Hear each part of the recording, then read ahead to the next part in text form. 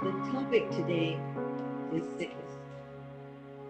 So, asking everyone just to touch in to your own self, your own body, and what that word brings to mind. And then just hold it. You could place your hand on your heart if you like. Just hold that feeling. Give yourself some love.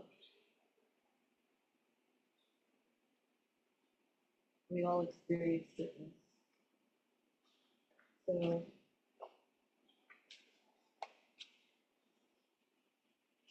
there's a very old Buddhist story about Vimalakirti. Vimalakirti was a lay person. We don't know much about this person. Don't even know if it was a man or a woman. A deeply wise practitioner. And the story begins that he's sick. They call out, I am sick, lying on my bed in pain. Yet the Tathagata, the saint, the perfectly accomplished Buddha, does not consider me or take pity on me, and sends no one to inquire after my illness. Have you ever felt like that? I have. Have you been ignored or felt unheard, abandoned? No one to help, understand? Just you and your illness? Maybe you think surely the world or path of the Buddha, who teaches liberation from all suffering, would help with your sickness. This is our question today. Does it? I'm going to start with myself, my own life. And I'll return to Vimalakirti later, because Vimalakirti has a lot to say. Sickness is in my awareness quite a lot lately. I have a genetic, lifelong, incurable condition that means periods of fatigue and soreness, and sometimes very sharp and deep pain. Mostly there's just, it's soreness, it's chronic. Um, my joints sublux, which means they come apart easily. It's like a dislocation, and sometimes they actually dislocate. I have sprains and ligament tears, and it's lifelong. I've had it since childhood. Even a suppressed sneeze can cause my ribs to dislocate. So it's something that brings me into present moment awareness quite a lot. I work with it. What it is, investigate, ask questions, ask what helps, what doesn't. What's the sensation, the feeling? What are the edges of it? Does it have edges? My reality sometimes includes wanting it to go away or denying it. It's pretty normal. But I suffer more when I fight it. I think of it as my perpetual family member, an internal family member, always lurking, sometimes limiting what I can do. But it has another twin. They travel together and add sickness onto sickness. Second one is a childhood of frequent fear and emotional turmoil, and sometimes shutting down. It's also been with me since my earliest days. Therapists use a short assessment tool, Adverse Childhood Experiences, or ACE. It's a tally of different kinds of abuse and neglect and other signs of rough childhood. I score 7 out of 10. That's bad, actually. It doesn't index the severity. Many people have experienced this. But to score a 7 occurs in about 2% of people, which I didn't know when I was growing up. That was my reality. It was terrible, but I didn't know that that wasn't true for so many people. There's no way to measure or compare this kind of suffering. this is my own, so I, there's no comparison. There's simply what it is. Most of it was in my family of origin, and some of it wasn't. My younger siblings did not receive this kind of treatment, which didn't make sense. So I had confusion in addition to the rest of it. Once I was hospitalized with pneumonia because I kept getting sent to school, even though I was sick and said so, but nope, gotta go to school. I was in the hospital for a month with oxygen tank. So that's neglect.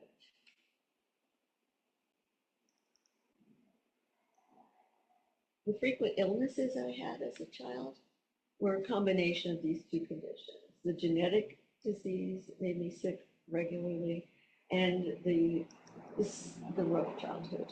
They worked together. I loved school because there was less abuse there. It still happened, but there was less. And then when I left home at 17, there was further abuse, most of it sexual. This happens to a lot of women and others, not just women. These days, I'm better at setting boundaries so I don't accept the harm that's directed toward me. I, I call it out. I say, I don't want this. It doesn't feel good, and please stop. I can take action for my own safety and for others in my sphere. This kind of self-care was emphasized by an activist, feminist, civil rights activist, poet, everything, mother, Audre Lorde. Audre Lorde, she was a Black civil rights and LGBTQ activist. When she learned she had cancer, she still wanted to take care of the world through her work, her writing, and then she realized that she had to also take care of herself. So the term we often fling about these days, self-care, was emphasized by her, but she didn't mean having a nice massage. That's okay. But she meant something much deeper, more profound, um, that allows us to continue our work in the world, our ability to reach out and help everyone that includes ourselves. So as a young adult, I had a diagnosis of dysthymia, which is a persistent depressive disorder. Guess what? Low self-esteem, loss of interest in normal, enjoyable activities, low energy, pain without clear cause. Oh, both conditions have that, pain without a clear cause. I preferred quiet, solitary activities, and you can guess why. You'd never know it by looking at me now that I'm old, but that's my background, but it is. So lots of therapies, many kinds, and long periods of practice. I do not blame anyone for what has happened in my life that's painful. The multitude of sicknesses, the illnesses.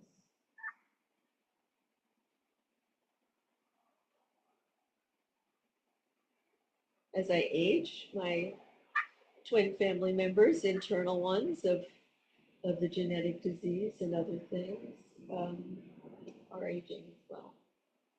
I don't know where that goes and what will happen. When there is a deeper period of illness, of the four postures of Zen, sitting, standing, walking, lying down, my most frequent is lying down. And yeah, we can practice lying down. It's okay. We do what we can. It doesn't have to look like anything. Just have to be really present in the moment with ourselves and what's going on.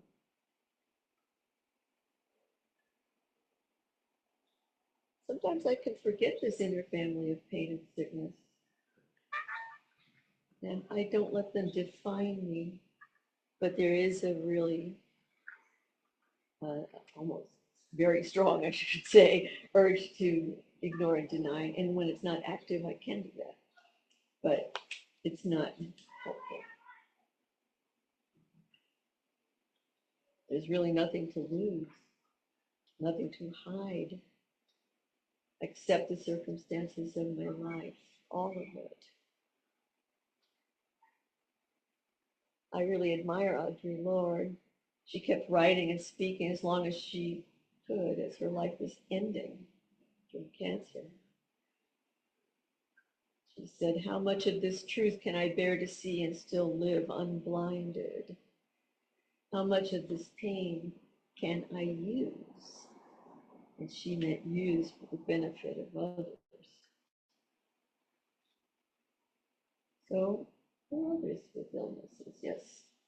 My 96-year-old mother just underwent a series of emergency room episodes and hospitalizations, and no one knows why she is bleeding of unknown cause. So, at a time when I'm looking into multiple treatments for my conditions, so is my mother. My worry for her eclipsed worry for myself, and still does. Doesn't mean I neglect and abuse myself. We're so deeply entwined with our mothers, all of us, we may not even know it. My mom at 96 tells the doctor she's not old. Talk about denial. And in fact, it's kind of cheering and encouraging for me. I'm her. She's me. My bones came from her. Fetal cells stay with us through our life. And the baby's cells stay with the mother. And so there's a physical persistence of that relationship. The DNA you inherit solely from your mother is mitochondrial DNA. Unlike the DNA in the cell's nucleus, that one's a combination of both parents. But the maternal one is only from the mother. It's the mitochondria, which is the powerhouse, the energy source of all of our cells. It's how we get through the day. It's how we are able to move, how I'm able to reach out to help myself in my sickness. We inherit all of this, how we look, our strengths, intergenerational trauma, and intergenerational generosity. My mother is the reason I'm alive. We're more than a specific family genetic line. We truly are all relatives connected in this physiobiological way. There are other ways, but this is one. The organelle that is the mitochondria is different from all the other cells. Likely came from a bacteria-like cell 2 billion years ago. It's like a long time, huh? I'd like to acknowledge our ancestors, our inheritance, whether they feel good or not, whether they harmed us or not. It's an evolutionary process with mistakes and successes, depending on the circumstance, how we see it. It can give rise to illnesses. My illness, one of them, is genetic. That also came through that line. But I thank the original generosity that gives me life. So, where is Vimalakirti in this vast human saga? So, they were on their sickbed when we started. I've always loved the Vimalakirti Sutra. It's one that comes after Nagarjuna, who is in our Zen temple lineage. That person, Nagarjuna, came around 150 to 250 years into the Common Era and hundreds of years after the Buddha. Vimalakirti doesn't show up in records or in writings, until after Nagarjuna. So it's around that time. It's when the Mahayana, which we practice, the greater vehicle it's sometimes called, um, really had a strong movement.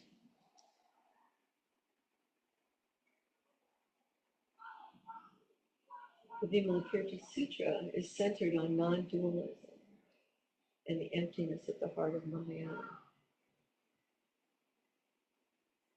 Originally, the word Mahayana was not used. Instead, it was called the Bodhisattvayana. So this is really all about the Bodhisattva who is in the world for awakening of all beings. The Bodhisattva will not rest until all beings are awakened.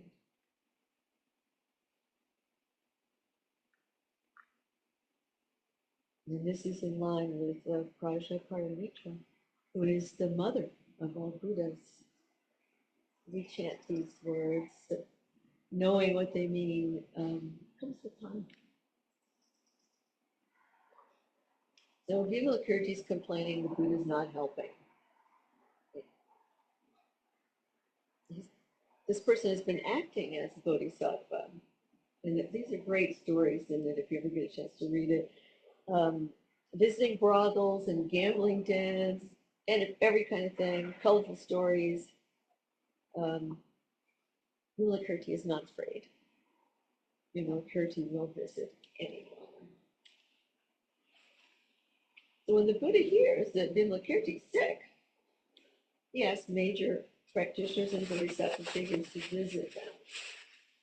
Well, they all say no. And why is that? Why aren't they going to go visit? Well, Vimalakirti has popped their bubbles. A lot of times he's bested them in their dharma. Or they, we don't know the gender of Vimalakirti. So one at a time they say no. Finally, Manjushri. Now, Manjushri, who represents wisdom, is here on our altar. It's very important in our lineage and our heritage. Finally, Manjushri says, all right, I'll do it. And so there's this great scene, it'd be a wonderful anime, where this host of magical beings and bodhisattvas of all kinds in the garden of the Buddha fit into Vimalakirti's bare 10 by 10 room, tiny room. They're all there. There's a discussion about not having enough seats. So 32,000 lion thrones were ordered.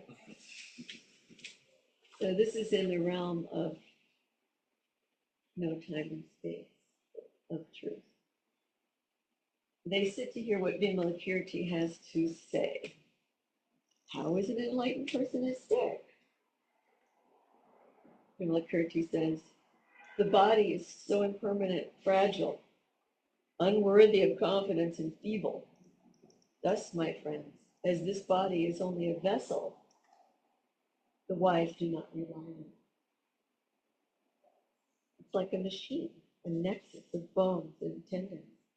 It's like a magical illusion. The body is ownerless, being the product of conditions. The true body is of limitless truth and vastness. Towards such a body, you should turn your aspiration, says Vimalakirti, to eliminate the sicknesses of the clinging and wrong views of all living beings. You should conceive the spirit of unexcelled, perfect enlightenment. Vimalakirti goes on. My sickness comes from ignorance and thirst of cravings, and it will last as long as do the sicknesses of all beings. This is the true bodhisattva vow, isn't it? I'm sick because all beings are sick. Just, Vimalakirti continues, just as when an only child is sick, the parents will suffer as long as that only child does not recover. Just so, Manjushri, the Bodhisattva loves all living beings as if each were their own child. sickness of the Bodhisattva arises from great compassion. So from there, Vimalakirti gives 4 teachings on compassion. How do we comfort a sick Bodhisattva is the question. Remind them that the body is impermanent, but don't suggest, as a result, you should repudiate the body. See it wholly, without concepts, fully, naturally true. This is intimacy. Compassion is intimate. Compassion is close. It's right here. Let the body reveal its conditions. And don't cling to it. Second way a bodhisattva should comfort other bodhisattvas who are ill is to remind them the body experiences pain. But don't suggest they should try to transcend it. Don't try to leave it. Try to go somewhere else. There's no somewhere else. This is it, folks. Instead, live open-heartedly in it. The third way is to remind the bodhisattvas that the body is without self, but suggest you should help anyway.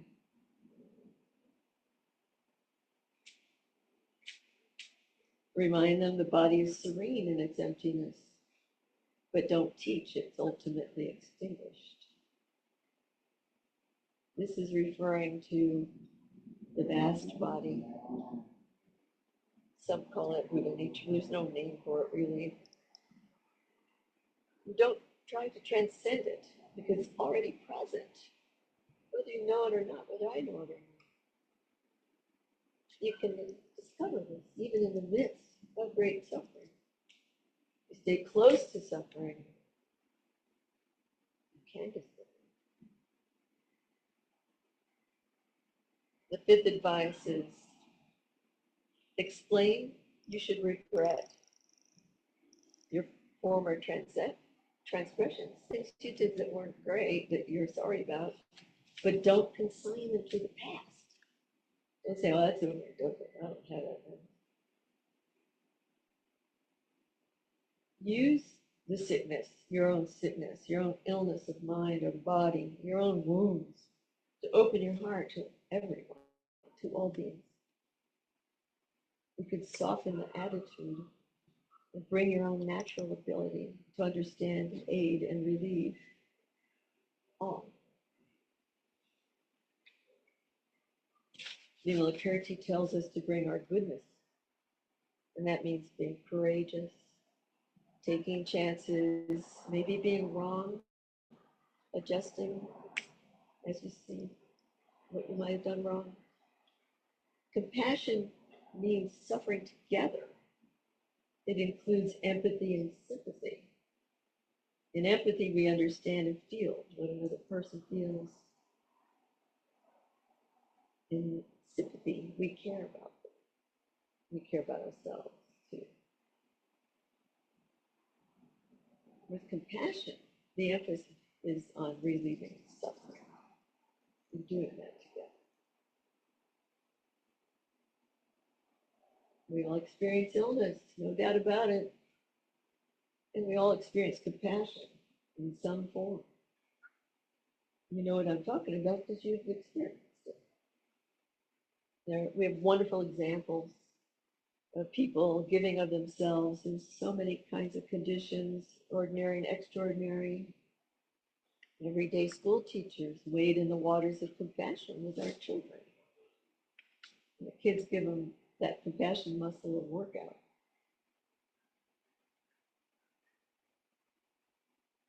Parents, as Vimalakirti says, not resting until the child is well.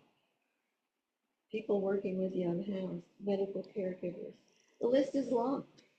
Or just someone in your neighborhood, you give them a smile. You recognize their humanity. It could be anything. When I consider the advice of Vimalakirti on compassion, My favorite example is a rescue dog. These are dogs that go to this disaster area to find survivors. There's one named Britannia, a golden retriever, who was brought to ground zero during 9/11 while the rubble was still hot.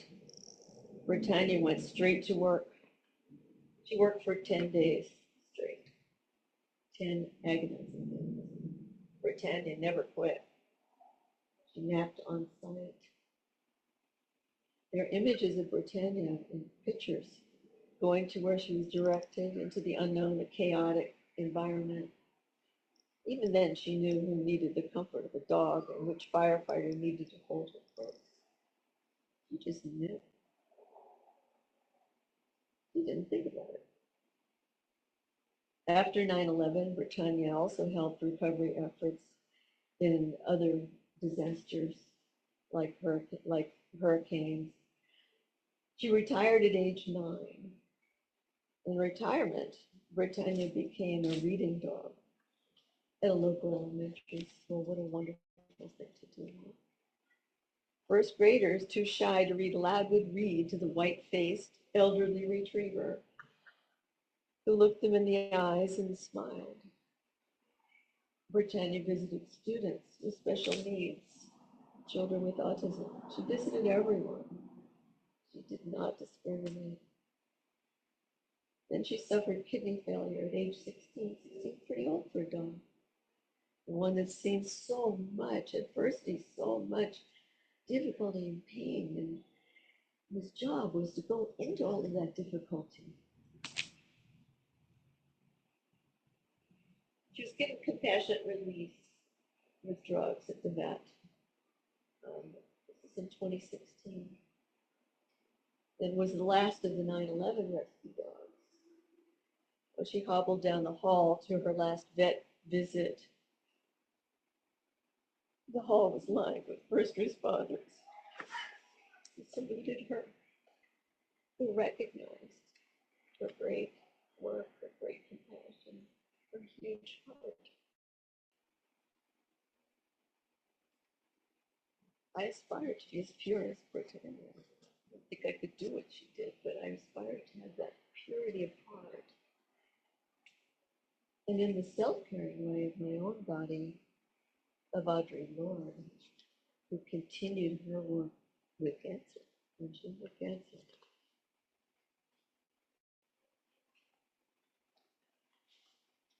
So does Zen practice help us? Probably we've all asked this question. Does it help with our illnesses? I'd say yes.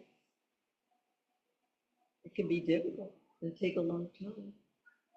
It means looking into what is most deep and painful in ourselves, facing it fully. And with that depth, our willingness to be there in the midst of it, we really can extend through. We drop the stop, it happens. We face what we've done that's harmful. That can be excruciatingly painful to see. And the harm that's done to us can create a lot of reactivity and anger. We face that as well. In stillness is much possible.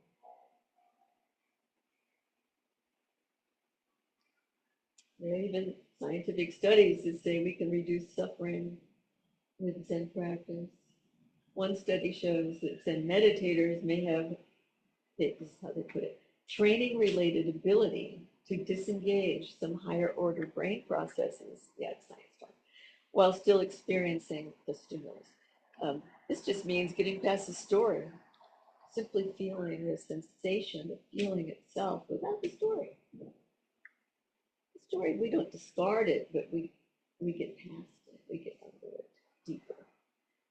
Story, we might need some bits of it sometimes. If somebody has been severely abused and the person that needs to be prosecuted, we need the story.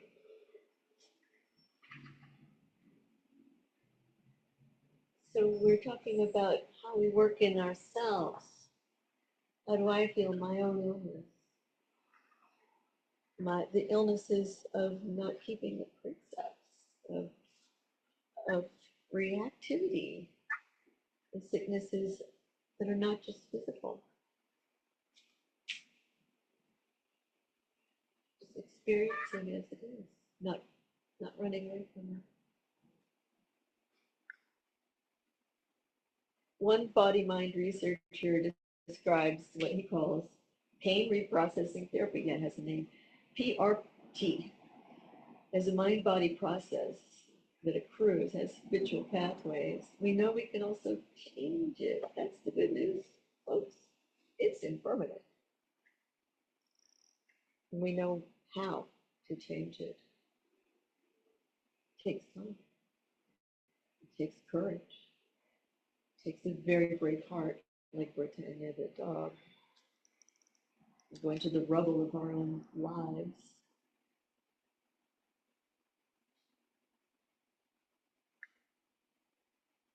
And in this, we do something that psychologists call increasing the window of tolerance. The window of tolerance allows us to not turn away.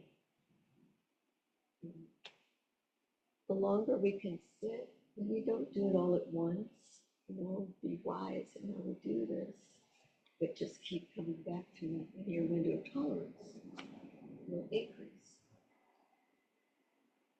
You can face all of it, all that is in life. We can, and not deny its reality. We can hold the sicknesses, the illnesses, the difficulties of all beings with courage and equanimity. We can. Might not happen so easily and might not happen every day so well, but give yourself a break and keep on going.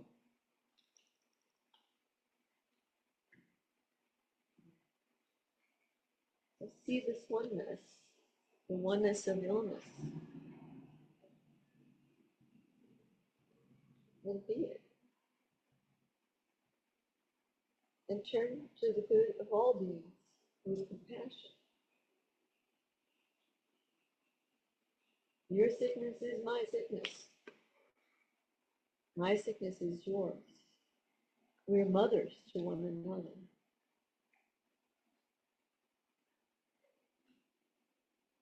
So Maizumi Roshi says, where you stand, where you are. That's what your life is right now, regardless of how painful it is or how enjoyable it is. So when sickness arises, just be still. Just feel it. Don't turn away from it.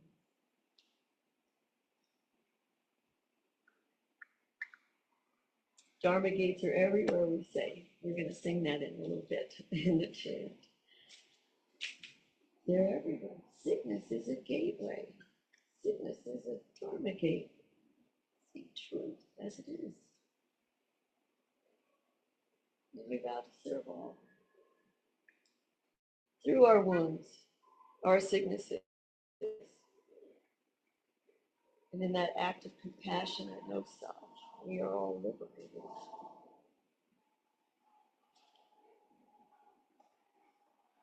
It'd be hard to be like the dog, Britannia, but we can try. We can follow that example in the conditions of our lives and what feels right and appropriate, and pay attention to what's self-harming as well. Eleanor Roosevelt once said, most of the work in the world is done by people who weren't feeling very well that day. So let's use this sickness as a gate. Let's use it. We're not crippled by our sicknesses. In fact, it gives us great